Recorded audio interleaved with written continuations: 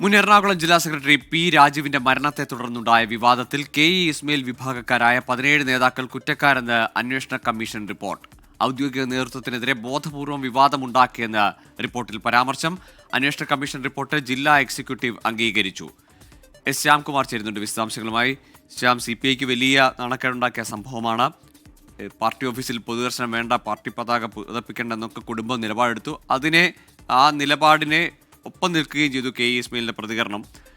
എന്താണിപ്പോൾ കണ്ടെത്തലുകൾ, അന്വേഷണ കമ്മീഷന്റെ കണ്ടെത്തൽ? ഇനി എങ്ങനെയാവും നടപടി?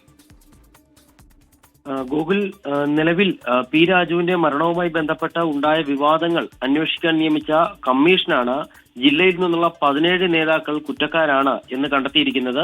ഇവർ ഔദ്യോഗിക നേതൃത്വത്തിനെതിരായിട്ട് ബോധപൂർവം വിവാദങ്ങൾ ഉണ്ടാക്കാൻ ശ്രമിച്ചു എന്നുള്ളതാണ് പ്രധാനപ്പെട്ട കണ്ടെത്തൽ. പ്രത്യേകിച്ച് സമ്മേളനങ്ങൾ അടുത്ത കാലയളവിൽ ഔദ്യോഗിക നേതൃത്വത്തെ അട്ടിമറിക്കാൻ ശ്രമിച്ചു ഈ 17 നേതാക്കൾ എന്ന ഒരു കുറ്റാരോപണവും ഈ റിപ്പോർട്ടിലുണ്ട്. ഈ റിപ്പോർട്ട് കഴിഞ്ഞ ദിവസം ചേർന്ന ജില്ലാ എക്സിക്യൂട്ടീവ് യോഗം അംഗീകരിക്കുകയും ചെയ്തു. ഈ റിപ്പോർട്ടിൽ തുടർ നടപടികൾ സ്വീകരിക്കുന്നതിന് വേണ്ടിയാണ് സംസ്ഥാന എക്സിക്യൂട്ടീവിലേക്ക് സമർപ്പിച്ചിരിക്കുന്നത്. സംസ്ഥാന എക്സിക്യൂട്ടീവ് യോഗം ചേർന്ന് ഈ റിപ്പോർട്ടിൽ തുടർ നടപടികൾ എന്ത് വേണമെന്ന് നിർദ്ദേശിക്കുമെന്നുള്ളതാണ് ഇപ്പോൾ അറിയാൻ സാധിക്കുന്നത്. ഏതായാലും പി രാജുവിന്റെ മരണവുമായി ബന്ധപ്പെട്ട് ഉണ്ടായ വിവാദങ്ങൾ അത് ജില്ലാ സംസ്ഥാന നേതൃത്വങ്ങളെ പ്രതിസന്ധിയിലാക്കിയിരുന്നു.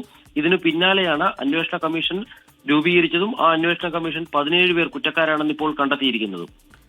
ശരി, പി രാജുവിന്റെ കുടുംബമാണ് കടുത്ത നിലപാടെടുത്തത് മരണസമയത്ത്. ഏതായാലും അതിനൊപ്പം നിന്ന നേതാക്കൾക്കെതിരെ നടപടിയിലേക്ക് നീങ്ങുന്നു എന്നതാണ് CPI നിന്ന് മനസ്സിലാക്കാനാവുന്നത്. ശ്യാംകുമാറാണ് വിശദാംശങ്ങൾ നൽകിയത്.